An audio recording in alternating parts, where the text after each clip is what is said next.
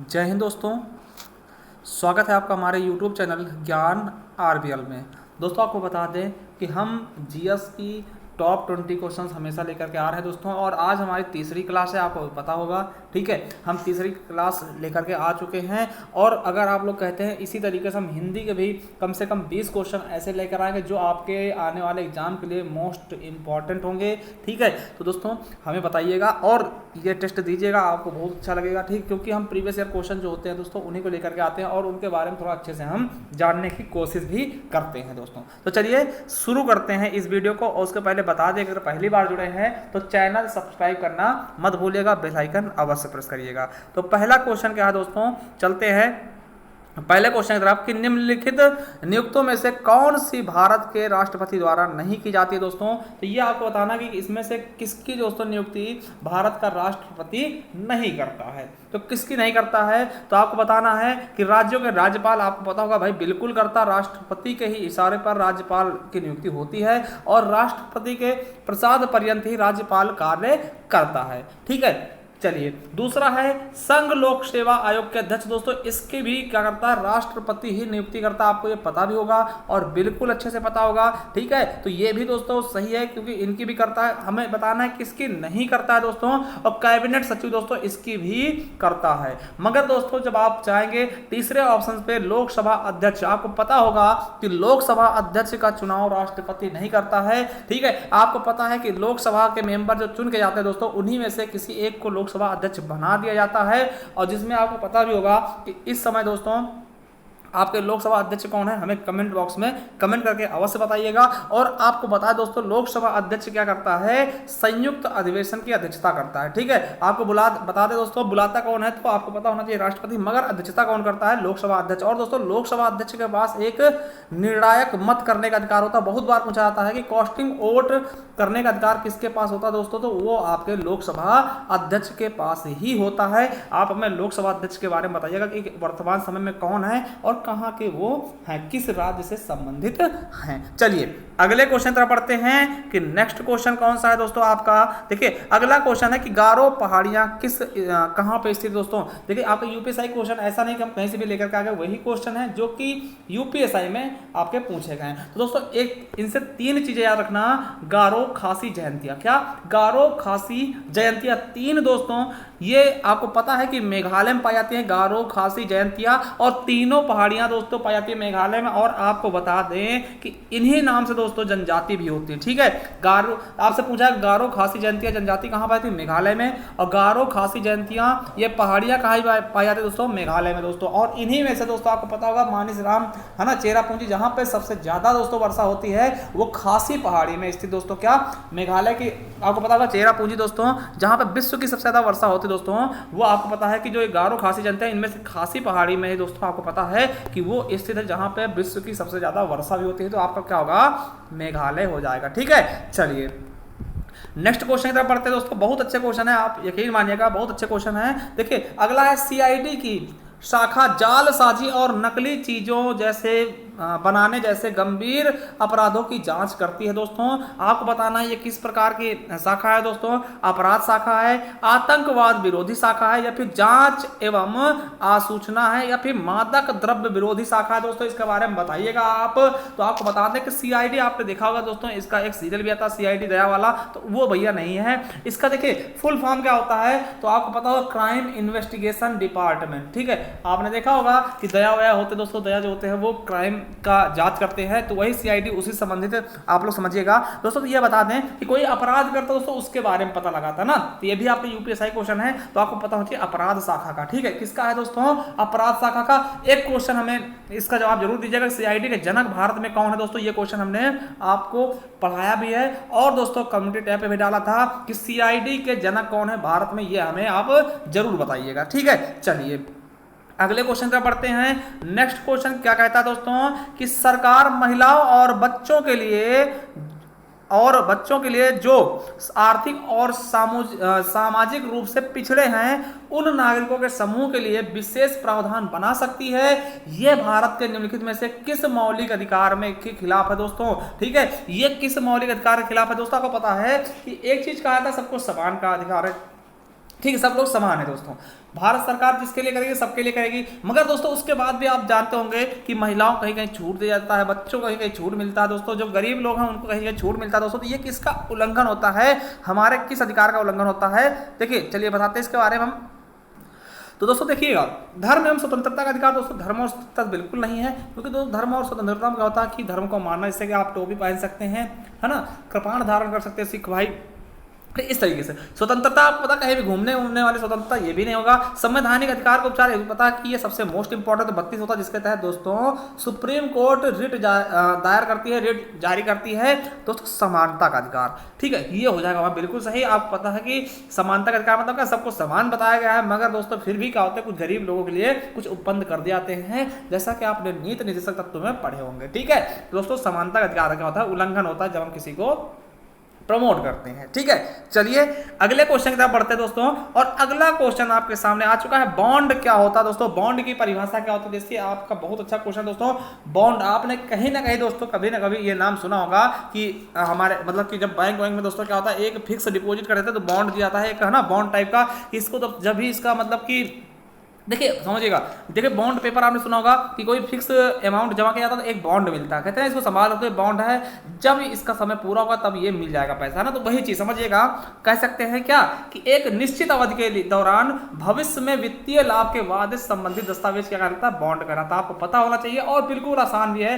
Bond हर घर में दोस्तों आपको पता होगा, कि आपको पता भी होगा आपके यहाँ होगा तो बॉन्ड दोस्तों कि हम कहीं फिक्स डिपॉजिट करते हैं दोस्तों, वहां से हमें बॉन्ड दिया था। जैसे LIC का होता है दोस्तों, आपने देखा होगा LIC सहारा दोस्तों, ये बॉन्ड देते हैं ना, एक उस पर आपका पूरा नाम लिखा होगा, कितने रुपए, ये सब कुछ लिखा होता है। आप ट्राई करिएगा, पता होगा आपको भी। चलिए अगले क्वेश्चन की तरफ बढ़ते हैं दोस्तों कि नेक्स्ट क्वेश्चन हमारा क्या कहता है कि निम्नलिखित में से कौन सा समवर्ती सूची का एक हिस्सा नहीं है दोस्तों। आपको पता होगा समवर्ती सूची क्या करती है, जिनमें केंद्र और राज्य दोनों दोस्तों कानून बना सकते हैं। आपको पता है कि अनुसूची 7 में शक्तियों का बंटवारा है, जिनमें संघ सूची में संघ और राज्य सूची में राज्य दोस्तों, केंद्र और समवर्ती सूची में दोनों लोग मिलकर कानून बनाते हैं दोस्तों। कौन सा संघ सूची का विषय समवर्ती सूची का विषय क्या है, नहीं है दोस्तों।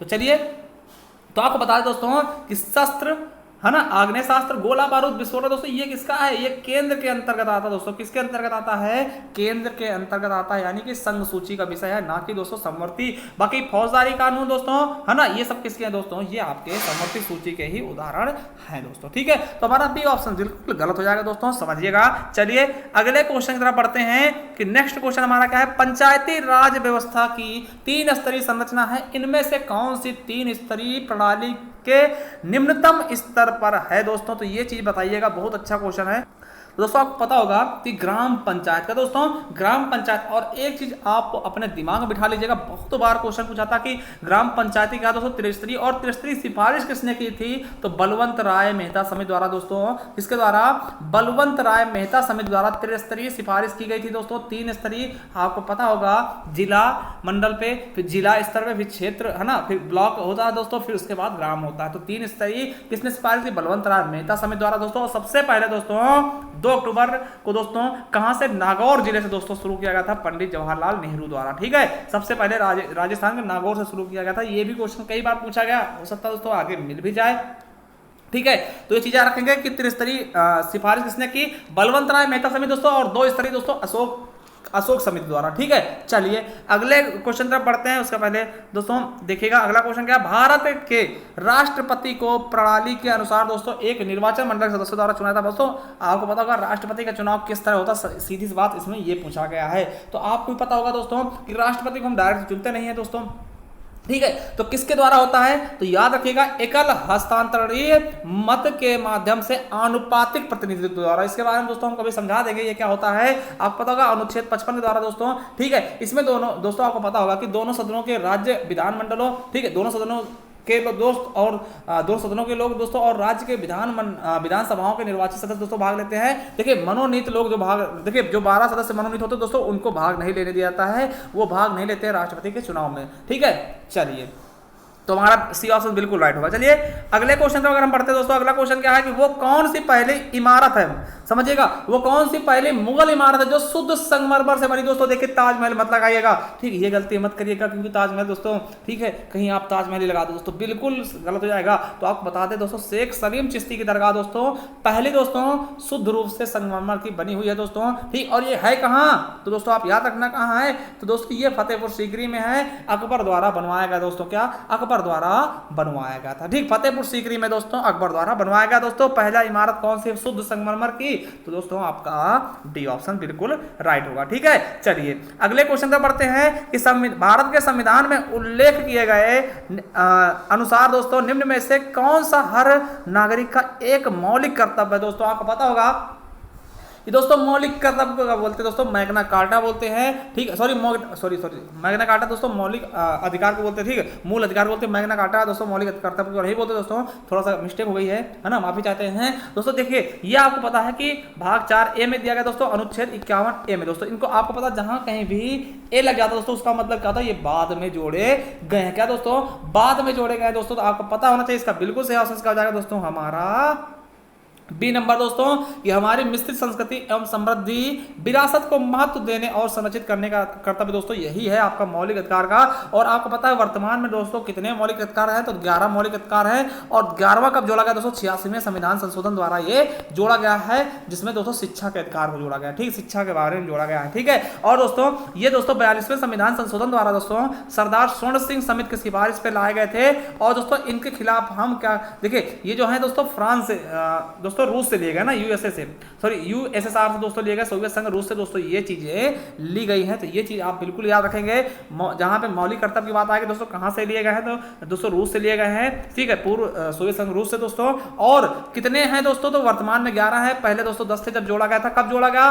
तो दोस्तों 42वें संविधान संशोधन द्वारा किसकी सिफारिश पर? सरदार स्वर्ण सिंह समिति की सिफारिश पर। और मूल संविधान में कितने थे? तो बिल्कुल नहीं थे दोस्तों, बाद में जोड़ा गया। कब है? कहां है? 51A में, ठीक है। चलिए आगे बढ़ते दोस्तों, अगले क्वेश्चन पर बढ़ते हैं दोस्तों। अगला क्वेश्चन क्या है? बहुत अच्छा क्वेश्चन है दोस्तों, कि भारतीय दंड संहिता का समुद्र में क्षेत्राधिकार कहां तक फैला? दोस्तों आपको पता होगा 12 नॉटिकल मील था दोस्तों, ठीक है, 12 नॉटिकल मील दोस्तों। नॉटिकल मील क्या होता है दोस्तों हमने बताया था, ठीक है, कि दोस्तों समुद्री दूरी को किस पे मापते हैं? हम नॉटिकल मील में मापते हैं। जैसे कि दोस्तों हम इसको ऐसे इसके किलोमीटर में मापते हैं दोस्तों, तो ये नॉटिकल मील में मापा जाता है दोस्तों, ठीक है, आप समझ रहे होंगे दोस्तों, ठीक है। तो 12 नॉटिकल मील तक दोस्तों अगर कोई क्राइम करता है उसके ऊपर आईपीसी की धारा लगेगी। चलिए अगले क्वेश्चन की तरफ बात करते हैं दोस्तों। अगला क्वेश्चन क्या है? नेक्स्ट क्वेश्चन क्या है दोस्तों? देखिए किस साल में भारतीय इंपीरियल पुलिस को भारतीय पुलिस सेवा यानी आईपीएस के द्वारा बदल दिया गया दोस्तों? तो ये देखिए बहुत ही अच्छा क्वेश्चन दोस्तों। अगर इस क्वेश्चन की बात करते हैं, बहुत ही तगड़ा क्वेश्चन दोस्तों। तो कब बदला गया दोस्तों?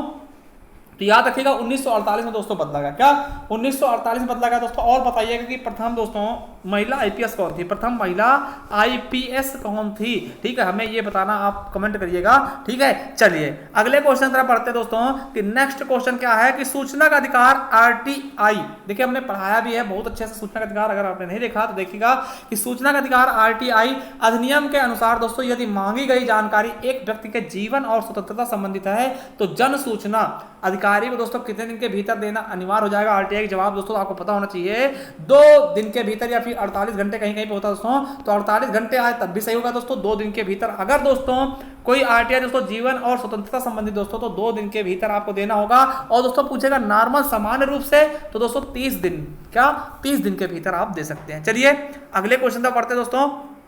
नेक्स्ट क्वेश्चन कौन सा है? कि आंध्र प्रदेश से पृथक राज्य तेलंगाना बनाने की आवश्यकता पर समीक्षा करने के लिए केंद्र द्वारा दोस्तों कौन सी समिति बनाई गई थी जिसने राज्य की अखंडता और सर्वोच्चता को प्राथमिकता दी थी? दोस्तों बहुत ही अच्छा क्वेश्चन दोस्तों, अगर हम कहना चाहते हैं दोस्तों बहुत ही बेहतरीन क्वेश्चन है। आपको पता भी होगा इसके बारे में दोस्तों, क्या कि आपको पता भी होगा दोस्तों इसके बारे में कि दोस्तों कौन सा है? तो आपको पता होगा श्री कृष्ण समिति के बाद, कौन सा? श्री कृष्ण समिति दोस्तों बनाई गई थी, जिसके द्वारा दोस्तों आपको पता होगा कि तेलंगाना आंध्र प्रदेश से काट के दोस्तों तेलंगाना बनाया गया था दोस्तों 2 जून को, ठीक है, 2 जून 2014 को, ठीक है। तो याद रखेंगे, बहुत अच्छा क्वेश्चन था दोस्तों। चलिए अगले क्वेश्चन की तरफ दोस्तों। इस यातायात चिन्ह का क्या प्रतीक है दोस्तों? देखिए यहाँ पे दोस्तों पैदल यात्री बनाएगा और उस पर क्रॉस लगा दिया। इसका मतलब क्या है कि पैदल यात्री वहां नहीं जा सकते दोस्तों, तो पैदल यात्री क्या वर्जित हो जाएगा दोस्तों, ठीक है। अब देखिए क्रॉस नहीं मारते इसका मतलब क्या, पैदल यात्री जा सकते हैं, मगर यहाँ पे क्रॉस मारते इसका मतलब क्या, ये लोग नहीं जा सकते हैं, ये क्या है, वर्जित है मेरे दोस्तों। ठीक है, चलिए अब अगला देखिए क्या कहा गया है कि स्पेसएक्ट के मौलिक अधिकार के प्रतिबंध के तहत सरकार कुछ स्थितियों में हथियारों के बिना हो रही शांतिपूर्ण सभा को सीमित कर सकता है। उदाहरण के लिए यह मामला अगर सार्वजनिक व्यवस्था के हित में हो दोस्तों, तो इसमें कौन से उसका आपको पता है दोस्तों, किसका, दोस्तों आपको पता होगा कि ये आपकी स्वतंत्रता होती है दोस्तों कि आप शांतिपूर्ण दोस्तों सभा आयोजित कर सकते हैं, मगर दोस्तों कभी मान लिया कि सार्वजनिक व्यवस्था के दोस्तों हित में ना हो तो दोस्तों इस पर भी लगाम लगाया जा सकता है, प्रतिबंधित किया जा सकता है। और आपको एक चीज याद रखना, दिमाग लगा लेना दोस्तों कि जो मौलिक अधिकार दोस्तों, इन्हें हम क्या बोलते हैं, मैग्ना कार्टा बोलते हैं, क्योंकि मैग्ना कार्टा का तो कुछ अधिकार होते हैं दोस्तों। और दोस्तों आपको बता दें मौलिक अधिकार के बारे में दोस्तों 20 और 21 को कभी रद्द किया ही नहीं जा सकता दोस्तों, किसी भी हालत में आपके 20 और 21 अनुच्छेद जो 20 और 21 है दोस्तों, ये मौलिक अधिकार कभी भी हटाए नहीं जा सकते। ये क्वेश्चन बहुत बार पूछा था दोस्तों। और मौलिक अधिकारों का संरक्षक कौन होता है दोस्तों, सुप्रीम कोर्ट होता है। ठीक है, चलिए अगले क्वेश्चन की तरफ बढ़ते हैं दोस्तों। 80 नंबर का कहता है कि दोस्तों 80 नंबर क्वेश्चन का मतलब कि अगला क्वेश्चन क्या है, ये तो क्रमांक ऐसे पढ़े दोस्तों कि भारतीय संविधान के अनुच्छेद 80A के अनुसार राज्यसभा की संरचना में निहित है दोस्तों। पहला है कि राष्ट्रपति द्वारा मनोनीत 12 सदस्य दोस्तों, बिल्कुल सही, आपको पता है कि राष्ट्रपति दोस्तों 12 सदस्यों को मनोनीत करता है। ठीक है, और दोस्तों दूसरा क्या है कि राज्य और केंद्र शासित प्रदेशों के अधिकतम 248 प्रतिनिधित्व दोस्तों, ये भी बिल्कुल सही था दोस्तों। ठीक है, ये भी क्या है, बिल्कुल सही दोस्तों। तो ए और बी दोनों क्या है, बिल्कुल सही हो जाएगा। चलिए अगले क्वेश्चन की तरफ बढ़ते दोस्तों। अगला क्वेश्चन क्या है कि एमएस स्वामीनाथन को के जनक के रूप में जानते हैं दोस्तों। आपको पता होगा कि एमएस स्वामीनाथन को हम क्या मानते हैं, तो हरित क्रांति का जनक दोस्तों, भारत में हरित क्रांति जनक दोस्तों। अगर देखिए विश्व में पूछा जाएगा तो नॉर्मन ई बोरलॉग, क्या दोस्तों, नॉर्मन ई बोरलॉग दोस्तों, याद रखिएगा कि अगर विश्व में पूछेंगे तो नॉर्मन ई बोरलॉग हो जाएंगे हरित क्रांति के जनक दोस्तों, और भारत में एमएस स्वामीनाथन दोस्तों हो जाएंगे, तो हमारा भारत क्या हो जाएगा। और दोस्तों दुग्ध क्रांति, देखिए श्वेत क्रांति जनक कौन है, तो वर्गीज कुरियन जी हैं, ये भी याद रखिएगा, बहुत बार पूछा था। और श्वेत क्रांति किससे संबंधित है दोस्तों, तो दूध से, किससे दोस्तों, दूध से संबंधित है। ठीक है, चलिए आगे देखते हैं अगला क्वेश्चन क्या है दोस्तों। अगला क्वेश्चन क्या है कि एक निजी कंपनी द्वारा सिंगूर में एक ऑटोमोबाइल संयंत्र की स्थापना के लिए पश्चिम बंगाल की सरकार द्वारा किए जा रहे भूमि अधिग्रहण का विरोध करने के लिए श्रीमती ममता बनर्जी द्वारा शुरू किए गए आंदोलन का नाम क्या था दोस्तों। देखिए एक आपको बता दोस्तों कि जो नैनो कंपनी थी, ठीक है, टाटा नैनो कंपनी, आपने देखा होगा कि 1 लाख में दोस्तों 4 व्हीलर दे रही थी, तो उसके द्वारा दोस्तों एक पश्चिम बंगाल में दोस्तों कारखाना, मतलब उससे बनाने के दोस्तों ऑटोमोबाइल एक संयंत्र डालना था, मगर दोस्तों ममता बनर्जी ने दोस्तों लोगों को भड़का दिया कि भैया ये आपके खिलाफ है ना। तो वहां के लोग क्या किए दोस्तों, भूमि खेत बचाओ आंदोलन शुरू करते दोस्तों, जिसके तहत दोस्तों की टाटा को वहां पर जमीन नहीं दी जाती दोस्तों। और फिर दोस्तों जो टाटा है वो अपनी कंपनी उठा करके दोस्तों कहां पर डालता है, तो गुजरात में स्थापित करता है। दोस्तों कौन सा आंदोलन चलाया था ममता बनर्जी ने, खेत बचाओ आंदोलन दोस्तों। ठीक है, तो ये दोस्तों इसका सही आंसर हो जाएगा, खेत बचाओ आंदोलन शुरू किया था ममता बनर्जी द्वारा। ठीक है, चलिए अगले क्वेश्चन का पढ़ते दोस्तों कि नेक्स्ट क्वेश्चन क्या है कि हिंद महासागर कृत्रिम रूप से किस नहर के माध्यम से भूमध्य सागर से जुड़ा हुआ है दोस्तों। तो इसका बिल्कुल सही आंसर क्या होगा दोस्तों, इसका आंसर बताइएगा दोस्तों कि स्वेज नहर दोस्तों, क्या स्वेज नहर, या फिर दोस्तों आपका क्या हो जाएगा दोस्तों कि बाल्टिक सागर नहर, या फिर वेलेंड नहर, या फिर कील नहर दोस्तों। इसका बिल्कुल सही ऑप्शन क्या होगा, तो दोस्तों कौन सा जाएगा, स्वेज नहर हमारा बिल्कुल और बिल्कुल सही ऑप्शन हो जाएगा दोस्तों। और आपको बता दें विश्व का सबसे बड़ा जहाजी नहर है दोस्तों। ठीक है, और इसकी शुरुआत निर्माण का दोस्तों 1859 में दोस्तों एक फ्रांसीसी इंजीनियर थे जिसका नाम था फर्डिनेंड दोस्तों द लेप्सिस दोस्तों, उनके द्वारा की गई थी। ठीक है, तो याद रखेंगे दोस्तों। ठीक है, क्या हो जाएगा हमारा, स्वेज नहर हो जाएगा दोस्तों। इसके बनने दोस्तों बहुत ज्यादा दूरी कम हुई थी। ठीक है दोस्तों, तो ये थे हमारे क्वेश्चन, आपको कैसे लगे हमें बताइएगा दोस्तों। और आपको बता दें कि हमारे दोस्तों हिंदी की ई बुक है, अगर आप यूपीएससी की तैयारी कर रहे हैं तो हिंदी के लिए मोस्ट इंपॉर्टेंट होंगी, उनका हम लिंक नीचे दे देंगे दोस्तों। आप उस लिंक पे क्लिक करके दोस्तों परचेस करना चाहते हैं परचेस कर सकते हैं। तो दोस्तों चलिए मिलते हैं नेक्स्ट वीडियो में। वीडियो कैसी लगी आप हमें कमेंट बॉक्स में कमेंट करके जरूर बताइएगा।